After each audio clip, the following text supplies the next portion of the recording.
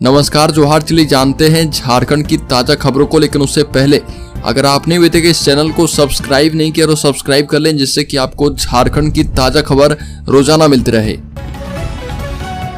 सबसे पहले खबर, नरेंद्र मोदी 14 मई को आएंगे झारखंड। प्रधानमंत्री मोदी 14 मई को झारखंड आएंगे और इस दौरान गिरिडीह और कोडरमा लोकसभा क्षेत्र के प्रत्याशी चंद्र प्रकाश चौधरी एवं अन्नपूर्णा देवी के लिए आयोजित जनसभा को संबोधित करेंगे। मोदी गिरिडीह जिला अंतर्गत बिरनी प्रखंड के पेशम अरवाड़ मैदान में आयोजित जनसभा में एनडीए प्रत्याशी के लिए जन समर्थन मांगेंगे। उल्लेखनीय कि पीएम मोदी का झारखंड में यह तीसरा दौरा है और इससे पहले वह 3 और 4 मई को 2 दिवसीय दौरे पर झारखंड आ चुके हैं। अगली खबर, ग्राम प्रधानों को पेशा कानून एवं अधिकार की दी गई जानकारी। बता दें कि प्रमुख राजीव रंजन ने पंचायत प्रावधान अधिनियम 1996 पेशा अधिनियम के बारे में जानकारी दी है और बताया गया कि भारत के अनुसूचित क्षेत्र में रहने वाले लोगों के लिए पारंपरिक ग्राम सभाओं के माध्यम से स्वशासन सुनिश्चित करने के लिए भारत सरकार द्वारा लागू अधिनियम एक कानून है, पेशा अधिनियम।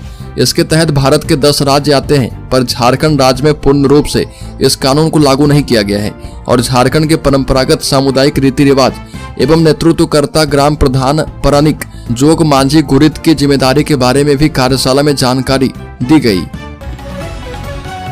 अगली पर कांग्रेस ने किया दावा, कहा कि चारों सीट इंडी गठबंधन के खाते में आएगी। कांग्रेस के प्रदेश अध्यक्ष राजेश ठाकुर ने दावा किया कि झारखंड में हुए पहले चरण के मतदान के चारों सीट इंडी गठबंधन के झोली में आएगी और ये भी कहा कि देश की जनता ने पहले 3 चरणों के चुनाव में दिखा दिया कि इस बार रोजगार और प्रगति वाली इंडी गठबंधन की सरकार बनने जा रही है।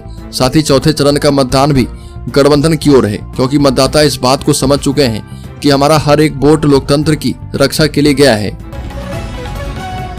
अगली पर दुमका में मुन्नी हांसदा समेत 7 और प्रत्याशियों ने भर दिया है पर्चा। लोकसभा चुनाव के लिए अब तक 21 लोगों ने खरीदा है एनआर। बता दें कि दुमका लोकसभा क्षेत्र से चुनाव में 10 उम्मीदवार नामांकन पत्र दाखिल कर चुके हैं और कुल 21 लोगों ने अब तक नामांकन पत्र खरीदा है। अगली पर राजद के मुख्य प्रवक्ता डॉक्टर मनोज कुमार ने कहा कि देश के चौथे चरण और झारखंड के पहले चरण के मतदान के वोट प्रतिशत से भाजपा हैरान और परेशान है। चौथे चरण के हुए मतदान से स्पष्ट है कि भाजपा चुनाव हार रही है। हार को देखते हुए भाजपा के तमाम बड़े नेता और छोटे नेता उलूल जुलूल बातें कर रहे और ये भी कहा कि भाजपा के बड़े नेता जहां भी जा रहे अपनी उपलब्धि नहीं बता पा रहे। बेरोजगार नौजवानों किसानों का कैसे उन्नति होगा, देश का विकास कैसे होगा और भाजपा का विजन क्या है, इस पर भाषण न देकर केवल दूसरे नेता पर टीका टिप्पणी करते हैं। अगली खबर, भाजपा के प्रत्याशी संजय सेठ ने रांची सीट के कई इलाकों में चलाया जनसंपर्क अभियान।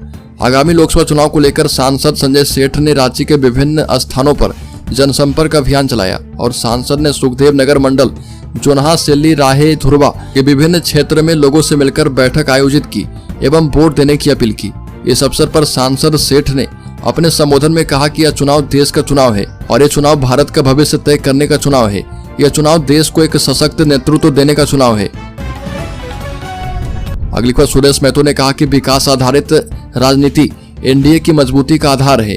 बता दें कि आजसू सुप्रीमो सुरेश कुमार महतो ने कहा कि विकास आधारित राजनीति कर रहे लोकसभा चुनाव में रांची संसदीय क्षेत्र से बड़ी जीत दर्ज करने के लिए सभी कार्यकर्ता समन्वय और जिम्मेदारी के साथ काम करें। सुरेश कुमार महतो सिल्ले स्थित आम बागान में आयोजित एनडीए की बैठक में बोल रहे थे और बैठक में रांची लोकसभा सीट में पुनः एनडीए का परचम लहराने के लिए आपसी तालमेल और साझेदारी के साथ कार्य करने की साझा रणनीति पर विस्तार से चर्चा की गई है।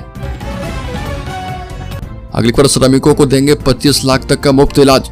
रांची से प्रत्याशी अशोसनी सहाय ने कहा कि इंडिया गठबंधन की सरकार बनी तो श्रमिकों के लिए 25 लाख रुपए तक की हेल्थ केयर योजना शुरू की जाएगी। इसके तहत श्रमिकों का इलाज मुफ्त होगा। यशस्विनी सहाय ने रांची संसदीय क्षेत्र के विभिन्न क्षेत्रों और लोगों से मिलकर अपने समर्थन में कांग्रेस के पक्ष में मतदान करने की अपील की और जगह जगह पदयात्रा, जनसंपर्क और चुनावी बैठक कर लोगों से समर्थन मांगा है। अगली को राजधानी रांची में real estate company Jayshree developers and builders ने अपने नए प्रोजेक्ट का भूमि पूजन किया और रांची शहर के बीचों बीच के वीआईपी इलाके अरगोड़ा में इस प्रोजेक्ट का शुभारंभ किया गया। और आपको बता दें कि काफी लंबे समय की सुस्ती और कोविड की मार के बाद अब धीरे धीरे झारखंड में रियल एस्टेट कारोबार फलने फूलने लगा है।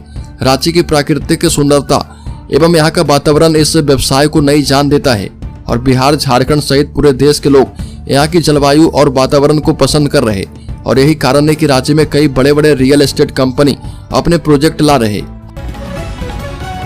अगली खबर, जंगलों में बसे नक्सल और विवादित पत्थलगढ़ी इलाके में खूब दबे हैं ईवीएम की बटन। खूंटी जिले के नक्सल और विवादित पत्थलगढ़ी इलाके में मतदाताओं ने जमकर ईवीएम का बटन दबाया है।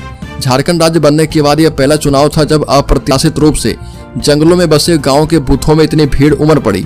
ग्रामीणों के चेहरे पर इस बार न तो नक्सली का डर था और न ही विवादित पत्थलगढ़ी आंदोलन के कारण वोट बहिष्कार करने की बाध्यता। दूर पहाड़ों पर बसे गांव से निकलकर महिला, पुरुष, युवक, युवती, बूढ़े बुजुर्ग मतदान करने पहुंचे थे। हालांकि जिला प्रशासन द्वारा बूथों पर सभी व्यवस्थाएं की गई थी।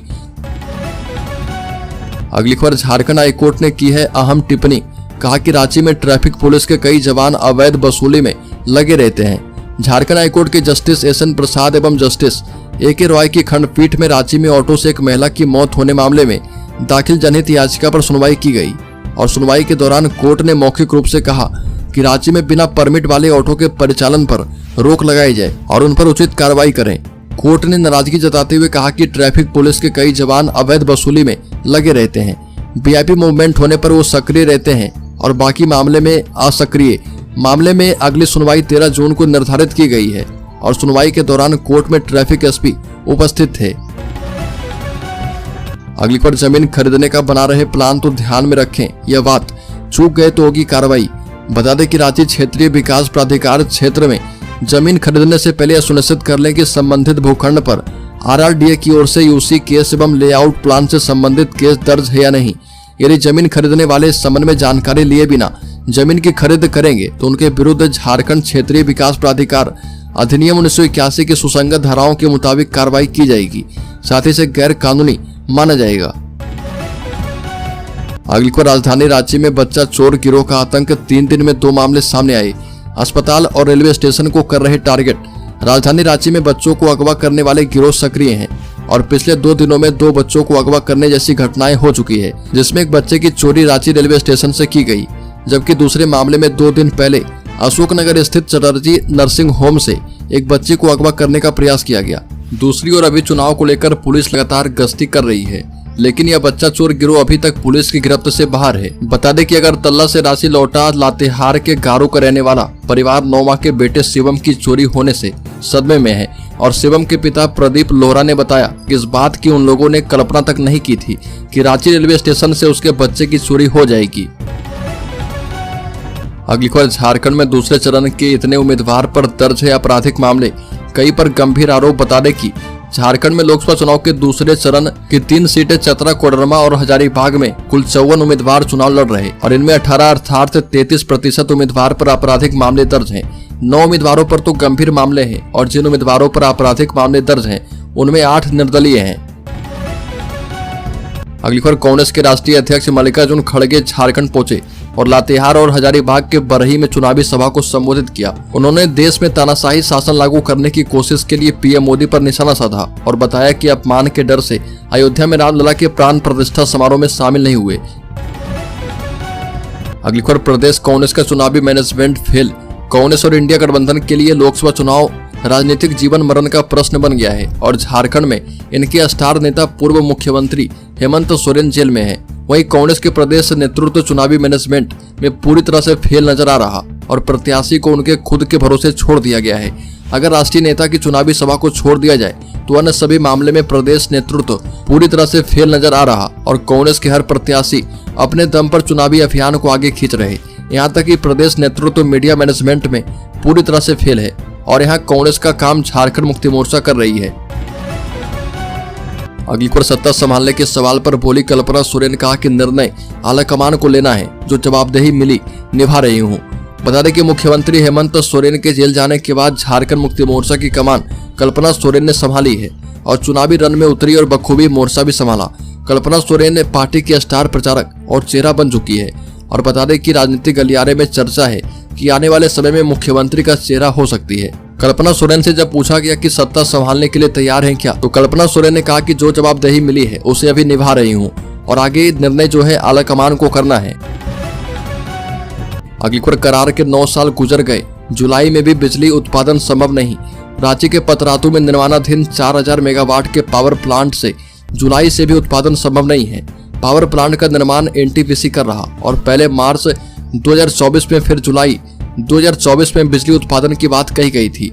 लेकिन सूत्रों के मुताबिक जुलाई में भी इस प्लांट से बिजली उत्पादन की संभावना कम है। वहीं पीएमओ हर हाल में 2024 में ही पतरातू पावर प्लांट से बिजली उत्पादन शुरू करवाना चाहता है और पतरातू में 4000 मेगावाट पावर प्लांट बनाने के लिए झारखंड सरकार ने 2015 में एनटीपीसी के साथ करार किया था। अगली खबर, ब्रेक फेल होने से 60 फीट ऊंचाई से लुढ़का बुलडोजर, चालक खलासी ने कूदकर बचाई जान। बता दें कि गिरिडीह सीसीएल स्थित कबीवाबाद माइंस में कार्य करने वाले आउटसोर्सिंग साइट पर दोपहर में एक बड़ी घटना घट गई। घटना में एक डोजर ऑपरेटर एवं सहायक गंभीर रूप से जख्मी है। गिरिडीह सदर अस्पताल में प्राथमिक इलाज के बाद दोनों को धनबाद रेफर किया गया है और दोनों घायल कर्मी पाकुड़ के रहने वाले हैं। घटना का कारण अनफिट गाड़ी का ब्रेक फेल होना बताया जा रहा और पुलिस मामले की जांच कर रही है। बताया जाता है कि करीब 60 फीट ऊंचाई चढ़ने के बाद अचानक डोजर का ब्रेक फेल हो गया और नीचे की ओर लुढ़क गया। अगली खबर, यूजी वोकेशनल कोर्सों के लिए एडमिशन फॉर्म 15 से मिलेगा और इनमें एनईपी सिलेबस लागू नहीं। स्टेट यूनिवर्सिटी में स्नातक स्तर पर राष्ट्रीय शिक्षा नीति के तहत नया सिलेबस लागू करने वाला रांची यूनिवर्सिटी राज्य का पहला विश्वविद्यालय बन चुका है। लेकिन नई शिक्षा नीति लागू होने के 3 साल के बाद भी स्नातक स्तर पर वोकेशनल कोर्सों की पढ़ाई पुरानी शिक्षा नीति से ही हो रही है और स्नातक स्तर पर एक ही विश्वविद्यालय के कॉलेज में रेगुलर कोर्स 4 वर्षीय है जबकि वोकेशनल कोर्स 3 वर्षीय है और इच्छुक स्टूडेंट्स 15 मई से एडमिशन फॉर्म संबंधित कॉलेज या फिर विभाग से प्राप्त कर सकते हैं। वहीं फॉर्म जमा करने की अंतिम तिथि 30 मई है। अगली खबर, झारखंड सरकार के ग्रामीण विकास विभाग के मंत्री आलमगीर आलम से पूछताछ हो रही है। जांच एजेंसी ने समन भेजकर उन्हें आज ही बुलाया था। टेंडर कमीशन मामले में ईडी ने आलमगीर आलम के निजी सचिव संजीव लाल, उसके नौकर समेत 6 ठिकाने पर 6 मई को रेड की थी और 7 मई संजीव लाल के करीबियों के यहाँ छापा मारा था। इस कार्रवाई में संजीव लाल के सहायक जहांगीर के यहाँ से करीब 35 करोड़ रुपए कैश बरामद किए गए और जिसके बाद ईडी ने 6 मई को संजीव लाल और उनके सहायक जहांगीर आलम को गिरफ्तार कर लिया था और फिलहाल दोनों ईडी की रिमांड पर है। पूछताछ में उन्होंने कई अहम जानकारियां दे दी है और अब ईडी आलमगीर आलम से पूछताछ करके इस मामले में अहम जानकारियां जुटाने का प्रयास कर रही है। अगली खबर, झारखंड के शेयर होल्डर्स इन्वेस्टर्स के लिए बड़ी खबर। जिंदल स्टील से लेकर डीएलएफ तक इंट्राडे में इन 10 शेयर पर रखे नजर। बता दें कि Shriram finance, DLF, Jindal steel and power, Sanofi India, Cochin shipyard, rail Vikas Nigam, Hero MotoCorp, JBM auto, बेल्सन कॉर्प, वेदांता, इन सभी शेयरों में आज हलचल देखने को मिल सकती है और इन शेयरों में श्रीराम फाइनेंस से लेकर डीएलएफ और कोचिन शिपयार्ड तक शामिल है।